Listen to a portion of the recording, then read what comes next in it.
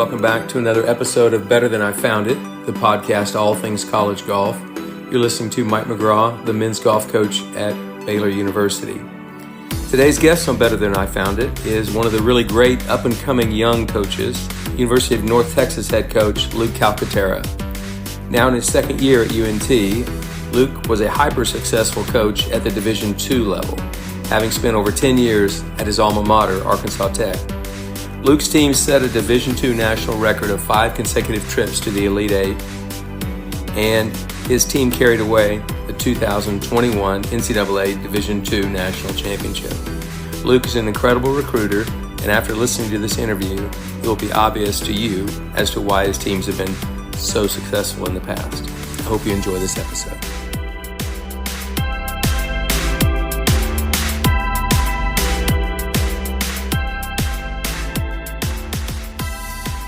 Okay, everybody. Well, let's welcome my latest guest on Better Than I Found It, University of North Texas head coach Luke Calcatera, to the podcast today. Hey, Luke, what a pleasure to have you join me today. And I know we're both pretty busy. We're actually competing against each other the day this podcast comes out. But I want to thank you for carving out an hour. Yes, sir, Coach. Just really glad to be here.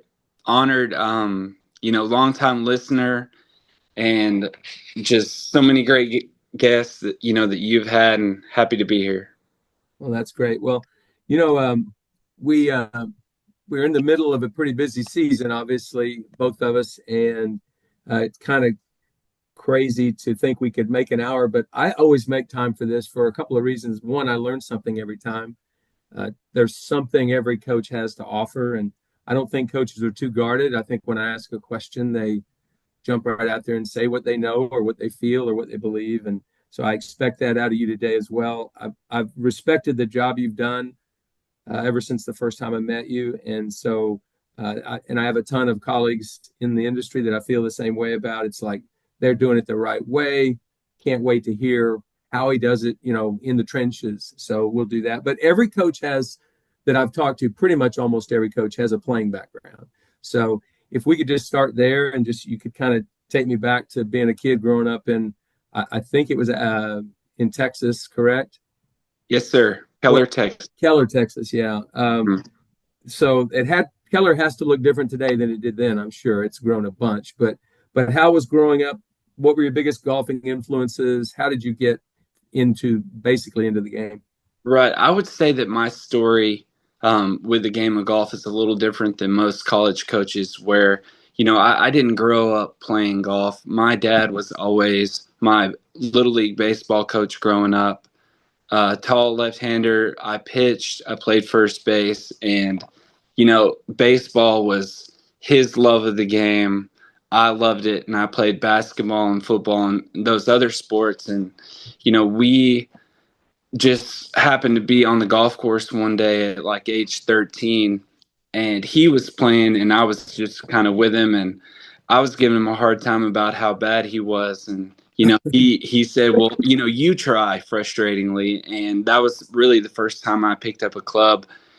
And then, that 8th grade summer just really got the sickness for golf from there. And could not stop after that. Was a grind, battled to make the high school golf team as a freshman, and then just slowly improved each year from there to be able to get a scholarship and play Division II golf at Arkansas Tech after high school. But I remember, still being with him and letting him know for the first time that I was going to be playing golf instead of baseball in high school. And, it was just a big shock to him. And we still laugh about it, how, he felt with that change, but now here I am all these years later, still in the game. It's interesting. Your story mirrors sort of a player that I had here at Baylor named Hunter Shattuck. Mm-hmm. Hunter graduated in May of 2017, was a junior college transfer that I inherited his commitment from Greg Priest before me, but he took up the game in the 8th grade. He averaged 96th in the 8th grade, right? 96. And eventually he got a scholarship to McLennan Junior College here in Waco.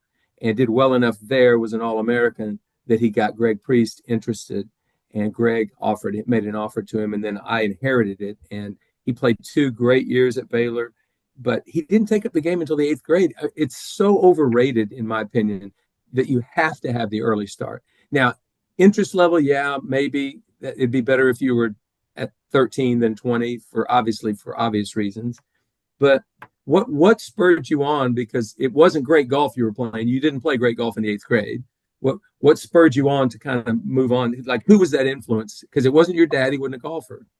Right. I grew up probably in the best generation of like graduating in 2003 of Tiger Woods and that era of like getting to see some of the greatest golf that's ever been played. And I would say that part, but like there's so many things, we all know about golf of just like that constant quest for perfection, which isn't real. And, all those results, everything is just squarely on your own shoulders and your own responsibility, to where there's just so many things that drew me to it that just like on the competition level that I loved. Did you start competing right away that summer, or was it a year or so later? I mean, how long did that take? Right. I think that it was that summer where I started playing in tournaments, and it was like NTPGA, and then moved on to AJGA, later on in high school and doing those things too. But yeah, I started there. Yeah, you eventually got to Arkansas Tech. Who was your coach in college? Coach Dave Faulkner was our Okay. coach, and he was cut from a different cloth than what you'd see in today's era. He was a former high school and college basketball coach from Kansas, and he also coached at Arkansas Tech before he moved on to golf. And in that era, you had to be mentally tough to play for Coach Faulkner, because he was going to tell you exactly what was on his mind. And the guys that stayed were ones that could handle him being upset with one of your shots and just straight kicking your golf bag over mid tournament, and you had to be able to deal with it. And it's like, you don't see that in today's era. I'm sure you have seen that in the past, but it was like we also had a great relationship with him, and you knew how to be tough, and you knew how to handle everything with him as your coach. He some people would call that almost transactional coaching, but he Mm-hmm. cared enough to be. But he was also coming from a different background where you yelled and screamed at a kid when he missed the screen. Right. He didn't take the shot you asked him to take. He sits the bench for a little while. I mean, that sounds transactional, but if you care about a kid, you're going to hold him accountable. So I really feel like that's where people get messed up. If I err on the wrong side of that, it would probably almost always be on the softer side, not being as tough as I need to be. And so I know that's a weakness of mine. How much of Coach Faulkner's sort of direct approach did you take on as a coach? Like for me, I started at 23 and handed over this position, and high school was our former high school football coach who loved to play, but was like, here's the golf course, go have a great time. And we were, pretty much cut free to go and play and work on what we needed. And then in college, at Arkansas Tech, it was that same type of thing where I never really had just like foundational coaching leadership that I could learn from and then like resemble. And it's like those first 2 to 3 years, were pretty difficult. And for me, trying to figure out what it was, and like we all, have our Coach McGraw story. And like with mine, we had made it to regionals, and we didn't make it to the NCAA championship. And you're at Oklahoma State. I think it was final year at Oklahoma State at the Fayetteville regional. Just going through it in the midst of battling for the NCAA championship, trying to make it through at a tough blessings course. And I went out there to watch you guys in Texas play. And, I'm walking on the edge of the fairways, watching how you guys are working, what I can learn from you guys. And you came and just introduced yourself at the tournament. And I was like, just kind of shocked that you took the time to say hello and ask me a couple of questions. And, you sent me an email that night just saying, nice to meet you. Good luck in your career at Arkansas Tech. And I took that opportunity to respond and see if you had time for me to come to Stillwater and just talk about coaching and your mindset, because it's like, I was still early on in my career and trying to learn those things on how to be great, and got to come to Stillwater. And I probably stayed too long, but had, you put out like 2.5 hours, 3 hours of time for me to ask all these questions. And I got the cue probably late that it was time for me to go, but it's like I still have all those notes and all Really? that information that really, yes, yeah, that got me started. And at the same point, I was so close in age, and this was supposed to be, just a fun position where you get to do those different things. And like my competitive drive was always there, but like, how do I impact, my team and those players? And early on, like I was called out from one of our players, like on that team 2 to 3 years in, about, like I'm punishing them because they were late. And, like he responded, and it was like questioning like my organization and my structure. And it was really just like a look in the mirror of how I need to do things and how organized I need to be for the team, to where it's like from there, I had an assessment, I had your notes, to where it's like I know what I need to do from here going forward. And it's like we started that next year being, just trying to be everything for the guys, give them what they need, make sure they had structure, organization. And then it's like that's really where the momentum started. Well, you recall that meeting, and gosh, you have a good memory. I remember the meeting. I don't remember it as well. I remember it was about 3 hours. I do remember. I honestly Sorry, didn't sorry. remember introducing myself at the blessings. I didn't, or sending that email, but Yes. I do remember you emailed me and said, "Hey, I would love to come talk to you." And it's humbling that you still have those notes. It's also humbling to look back on that time, because it was probably the worst time of my coaching career. I was in just desperation, if you will. And we played well that week at the Blessings with one player who didn't count a single shot. So we were four-legged that week and still Mm-hmm. finished third, went right into nationals. And honestly, I think that reminds me that even when you're at a low time, you can still help. You can still, if somebody's asking for your help, I think it's incumbent upon every college coach, especially those who've had success, when somebody asks you for your opinion, that's a huge sign of respect. And so I knew that if I was going to carve out 3 or 4 hours for you, it was going to be the best I had, whatever that was. But I was a shell of myself at that time, and you probably didn't even notice. And I think about that, just everything that you were going through, like looking at it after it happened, and for you still making that time, it's just really special. And I think that it's something that's special about our journey in like college golf coaches. In football and basketball, like other sports, everything is kept so close to vest. And it's like here we have that opportunity to, be able to ask questions and communicate with other coaches to learn. And it's like that's something that's really rare, and I think that's special about college golf.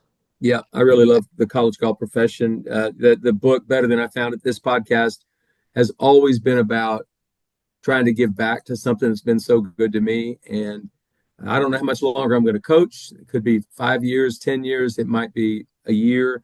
But I know I'm going to keep those relationships forever, and yours is one of those. But let's get Sure. into the Arkansas Tech. You've had tons of success. I'm going to highlight that in a minute. But I'll never forget a conversation we were having recruiting at a junior tournament when I was at Baylor.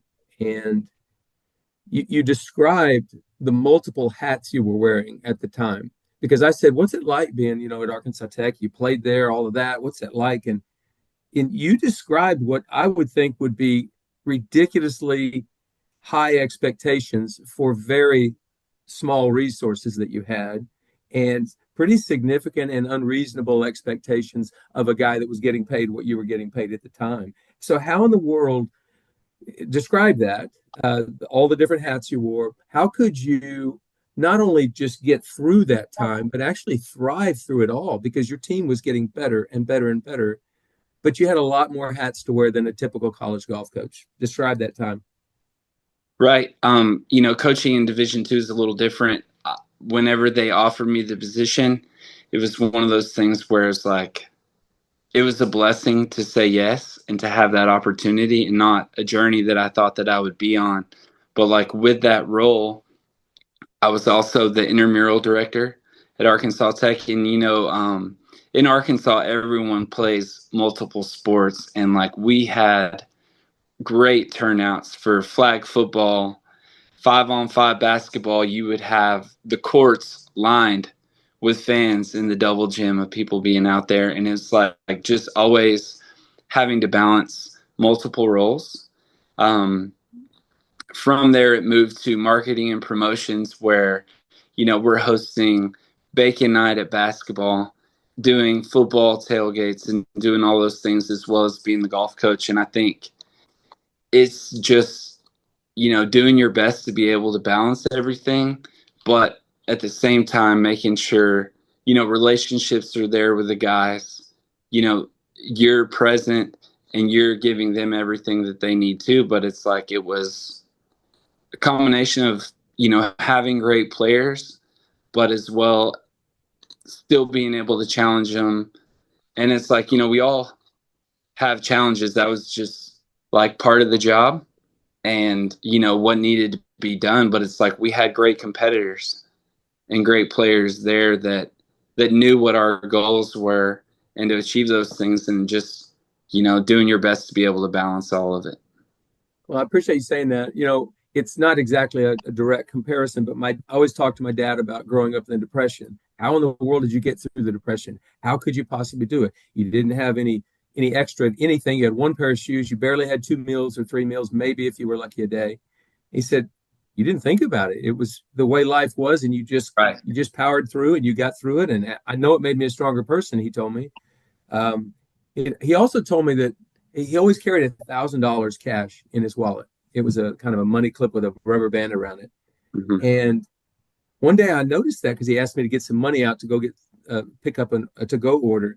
And I said, Dad, there's $1,000 in here. And he said, well, yeah, why? Why does that matter? He says, well, I said, well, because that's a lot of money. If we lost that, we'd be in terrible shape. He said, son, I grew up in the Depression, and holding that $1,000 in my wallet every day tells me I'm that much further away from that depression. I don't have to live in that poverty anymore. And if he spent $200 on something, he'd go to the bank, get $200 out, and he'd always have $1,000 cash. Mm-hmm. But right. He got through the depression, and so did my mom, because it was what you had to do. This wasn't surviving a depression, but it was a lot of extra stuff to try to be successful. Plus, you and Ashley had a growing family with kids coming along, which obviously you threw another wrinkle in there. That's pretty tough to manage that as well. No doubt. Shout out to Ashley. And it's like all of this, is possible with a supportive wife, but it's like, you have to choose the things that you truly care about. And it's like, even, and it's the same way still to this day. It's like, you have to pick the things that you want to focus on. And if you have a family and you're a Division I college golf coach, it's like those better be your first two priorities. There's not a lot of extra time for hobbies. Yeah, I agree with that. And when that gets out of balance, you're in trouble for sure. No doubt. And I mentioned you didn't just get through that time; you actually thrived. Your team got better and better and better. Let's. There's an old adage that says success leaves clues. Well, I'm gonna highlight that success real quick that you had at Arkansas Tech. You had 10 straight regional appearances, 6 trips to the NCAA championship. 5 of those times your team advanced to match play, the medal match play format. You won 2 conference championships, 6 great American Conference Coach of the Year honors, 30 all-conference individual all-conference selections, 4 conference players of the year, 7 All-Americans in your last 4 seasons. And finally, your team won the 2021 Division II National Championship. I mean, that's a lot of success at Arkansas Tech. And then you went to North Alabama for a year. They were transitioning into Division I from, I guess, Division II. And the team went up 75 spots in the GolfStat rankings. And you won, I think, the first team event in several years. I think you guys won 3 times. Yeah, 3 times. That's a ton of success. Why in the world have you been so successful everywhere you've gone? It's not really myself. I don't hit any shots. I think it's having great people, and great people around you that share that same vision as you.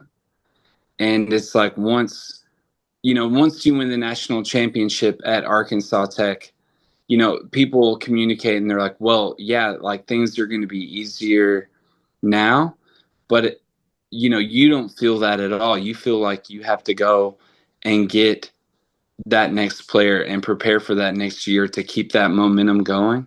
But it's like once we were able to gain that momentum, we were just able to like keep growing from there and and do it that way. Well, you did an amazing job.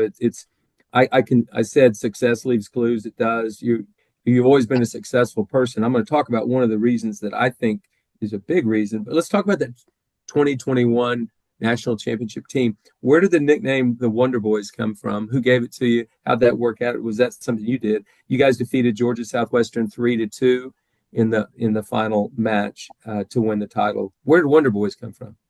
Yes, sir. There was a football player at Arkansas Tech in like the early 40s that did all the sports and was named the Wonder Boy in the local papers. And before that, Arkansas Tech was the Aggies. And they changed the mascot to the Wonder Boys. And like, what unique names you have for mascots in Division II. And like for our guys to be able to say that the Arkansas Tech Wonder Boys, are national champions, and to bring the first national championship like to your alma mater for NCAA Division II, and win that one was really incredible. And it was with a couple of great Texas players, League City boys Andre and Francois Jacobs, that had great junior careers, and like our friend Jeff Jones, the teacher just telling me all the things that that they were going to be able to do, because like Francois was a little behind Andre in their junior careers, and just the way he spoke about Francois was that like what he's going to do and comparable to Andre. And then Santiago de la Fuente, who's gone on to play in the Masters. We got to watch him last year in the Masters and was Big 12 Player of the Year last year at Houston. And then Austin Jean as a 5th-year senior, and Henry Frizzell from Frisco, Texas, the top 10 player in the state of Texas for his recruiting period. Like those guys had seen it and they had been in match play before, along with like great freshmen who are accepting this new opportunity and just facing everything that came at them. And it's like, we had that history and we had the heartbreak of coming close in previous years, and then they were finally able to run through that door. Santiago is an incredible player. He's going to play pro golf for a long, long time. Became really good friends with Johnny Kiefer on our team. And I actually we had our fundraiser at the Golf Club of Houston maybe 2.5 weeks ago, and he came out up and said hello to me. I don't know if he was just practicing that day or what, but what a fantastic player. And I remember the Andre and Francois, and I remember Henry Frizzell. And I think I even remember telling you that was a great get for you. Yes, sir. Because Henry was like being recruited by some pretty big schools, and Arkansas Tech was not one of those big schools. So right. That's pretty incredible. Best memory from that week, something that stands out you'll never forget. No doubt. My wife it was at PGA National, and my wife kept going back and forth on whether or not she was going to come out and come to the tournament to watch match play. And one day she'd say, I don't think I'm going to be able to make it work. She was going to come with our youngest, Dean, who was like 1 at the time. And then she would decide that she was going to come, and she finally decided that she was going to fly in and come to the tournament. And this is on the final round of stroke play. Match play starts the next day, and we're in the final group. Well, we're going off at 11:30 to 12:30, and by that time the wind is blowing 25. The flags are bending, and like we're comfortably in second, but like scores are pretty close.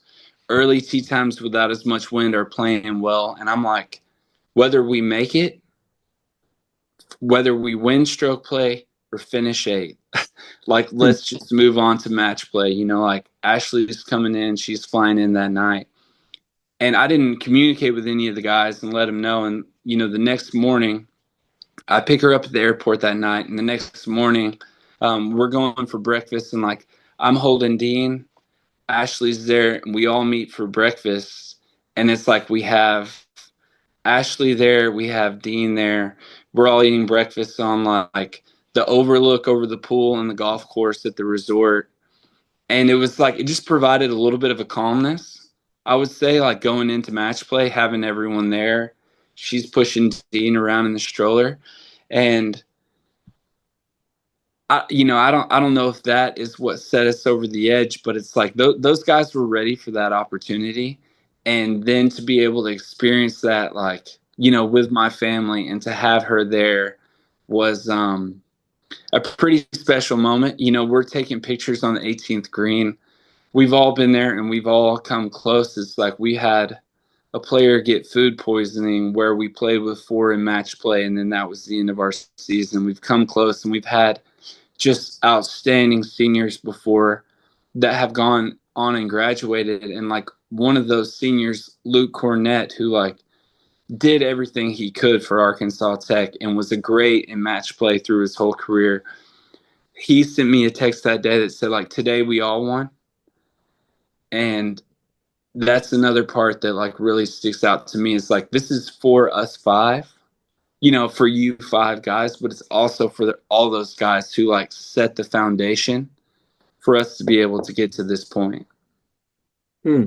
That's a great memory, and family was rooted in that memory, which is, I think, wonderful. But it's something you'll never forget. You might win a national championship at the Division I level. It might happen, and if it does, that probably won't be any more special than what you did there at Arkansas Tech. No doubt. Yeah. Yes, sir.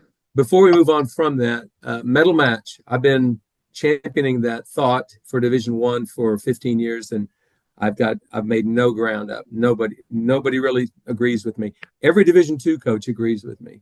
They love the format. They feel like you don't have to change the way you play golf very much. And a 3-shot lead with 2 holes to play isn't safe either. Right. You think it is, but it's really not safe. So what's the best part about medal match, and why do you think it would be good for Division I, or do you think it would be good? I also am in support of medal match, and it's like you see some of those things that just like I have experienced where there are deciding putts on the 18th green with both teams and all those fans decided, and it's like one person misses and one person makes, creating a 2-stroke difference that can be the difference in the match. And it's like I have seen those where it's like it comes down to the 18th green. As well as like I'm walking with Andre Jacobs in the final. He has the 2-stroke lead on the 18th hole at the Bear Trap. And it's like, if you lay up, you have 120 in. If you go for the green, you have water right. And, like he's deciding to go for the green in 2. We're hitting it at the crowd left, which, I'm like all of those things to where it's like it comes down to the 18th green and nothing is decided till it's over versus. And I think athletically too, it's like you're going to get your best, the true champion, when it is off strokes versus just match play, because it's like every score counts. And even if you are that 5th person, and you lose your match, the tiebreaker is 5 scores versus 5 scores, and who shoots the lowest. So it's like everyone is in it all the way through the 18th green. And like to be able to have the full gallery and everyone there at La Costa on the 18th green, I think it's just a lot more dramatic of a finish versus, it's decided on 16. All the team is in different locations, and it's like you're having to find each other to celebrate, or you're winning a match and then, you don't get closure on your match because the tournament is already decided. I'm because it's the format when we're at the championship every year. I'm all for it, but I'm also thinking that I think some people believe that stroke play couldn't possibly be as exciting as match play. Maybe not as a team. Like one year, Oklahoma State won the stroke play by 31 shots. It would not have been an exciting stroke play finish as a team. Much better to play the head-to-head matches. But who's to say that stroke play or medal match is not as exciting as regular match play? I haven't got anybody to bend on that except for Division II coaches. You're the first Division I coach who said, you know what? I like it. But you came from that point of view, and now you realize it. So maybe one day we'll get them to consider it. Who knows? Yes, sir. All right. So we've talked about the success you've had. I think a big reason of that, one, you're a great guy, great coach, great communicator. You've got a lot of good qualities, but I think you're a relentless recruiter. And I've watched it. And when you were at a Division II school, Arkansas Tech, and still walking fairways with me at Baylor, I don't know you absolutely got some players that most Division II coaches wouldn't get. What's the most important aspect to you, if there was one you could pick in recruiting? I think that I've heard an SEC coach before say you have to choose and decide when you're wasting time with a player. And I believe that, and I agree. And there's some players that you feel you might not have a chance with, but at the same point, you cannot be afraid to try, and you cannot be afraid to stick your name out there and communicate your interests and do those things just because of fear of rejection. There's a lot of players that I have called that probably I didn't have any business calling, but I'm still going to go and let them know what we have and try and build that relationship with them as well. And I think as well, we all like to talk about what we are looking for in a player and what we need from that person. But it's if our job, I think, as coaches is to be able to work with everyone. It's you need to be able to work with all different types of personalities and be able to help them in their 4-year career to where they're a better person and a lot better player by the time that they graduate. And for that, it's you have to be adaptable, but it's I'm willing to do that, and I'm willing to work with a lot of different people, for our team to be our best. And it's it's good for the players as well to be around a lot of different personalities and for them to have to, learn to adapt and be able to grow their relationships with people that might not all be from the same background. So you just answered my next question. I appreciate that. But it's we think we've got our kind of player that we're going to recruit, but it could be across a gamut of a bunch of different qualities, a bunch of different characteristics. And so I agree with you there. And I've never heard it put that way. And I just wrote it down, by the way. But there are some disqualifiers. What are one or two things that you're going, I'm sorry, I've really got to move on. That's not going to work here. Certainly, it wouldn't be just a personality. It would be something different than. Is there a disqualifier for you? I think people that aren't just natural competitors. It's the one thing we all need to have in common is grit, and the ability to be able to grind out rounds and do those things. Then it's if you can see people where they're have lost interest or don't have it that day and throw in the towel, I think those are things that are big red flags for me. And just, you're looking at like Calipari just said it, like with his team, like these are great young men that come from great families. Like not everyone is able to come from great families, but those people that like have good relationships with their parents, how they treat them, how those things, it's like we're trying to stay away from that type of entitlement as much as we can. And, it's like, I would say those are the two things. Very good. I think it's important to have grit, obviously. And if I miss that in recruiting and a kid isn't very gritty and he doesn't have a lot of stick to itiveness and he doesn't persevere through adversity, that's my fault, honestly, because I had an opportunity in recruiting to decide whether he had that or not. And if I miss on that one, I can blame it on the player all I want, but I invited him onto our team. Right. That part is a disqualifier for me, and yet I miss on it still to this day. And Go ahead. there are still some of those things too, where it's like that is still an area that can be trained. Mm-hmm.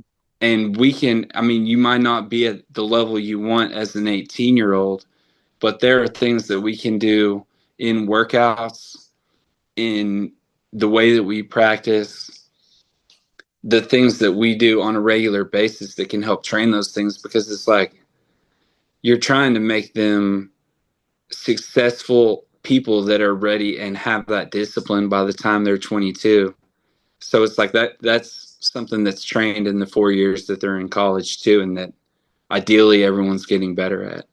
If you're recruiting and you're evaluating a player and you can glean that out of the recruiting process that the parents have prepared this kid to be a tough kid that is resilient. Your parents not unfolding their push cart when they get out of the cart and carrying their bag to the range and cleaning off every 7-iron after every shot. Those kinds of things, those are obvious to me. But and I agree, you can teach some grit. Boy, it's awesome when they start out with it. No doubt. It's just like that. Okay, I've got it, because you're one up on the other guys. Right. Your favorite coach all time and why in any sport? You talk, like we talked about my coaching past, and it's like you talk about success leaves clues. It's like I love to look at all that stuff. There's a great YouTube channel called What Drives Winning with David Ledbetter.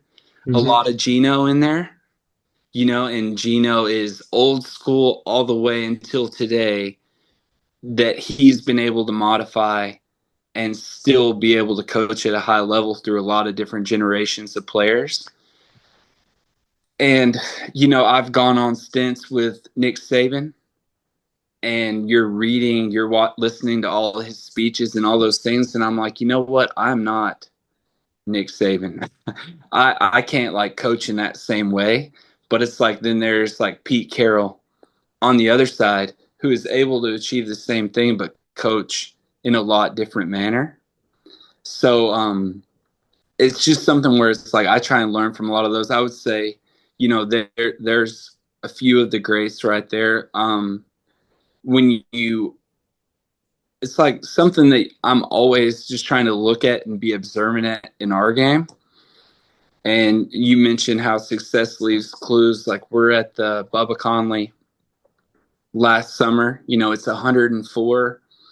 And you see a trend in the summer where it's like coaches like to get together, in some of the Power 4 schools, it's like, we're going to watch this guy because this is where we're supposed to be, or assistant coaches that get together. I'm supposed to watch this player for 9 holes, and then the head coach is going to tell me to go watch another player, where it's like you're just babysitting this person to be there to support him.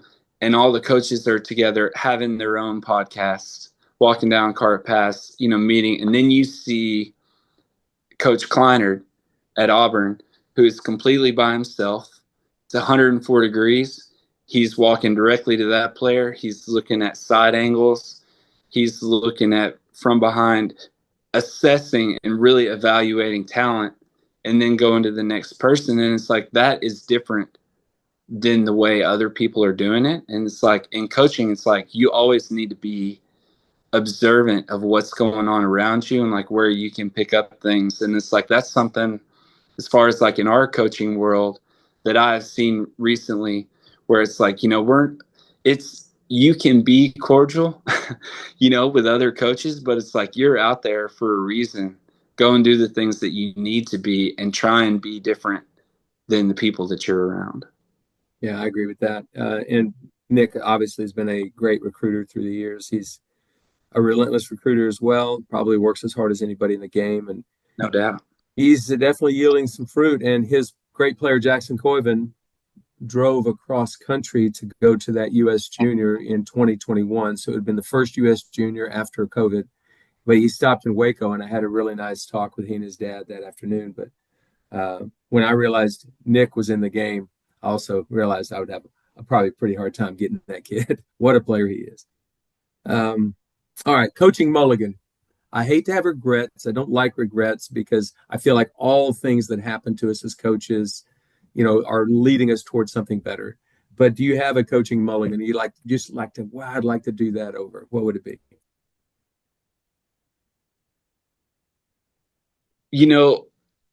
I would say when I think about that and things that like I can learn and do better from, like the more you talk to people,